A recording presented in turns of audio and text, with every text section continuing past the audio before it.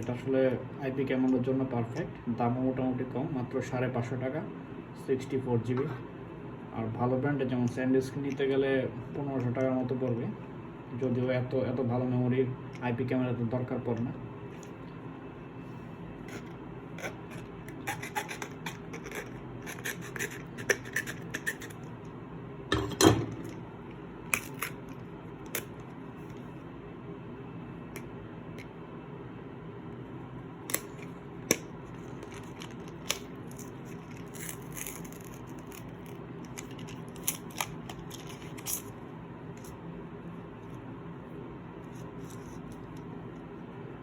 এটা হচ্ছে micro SD card.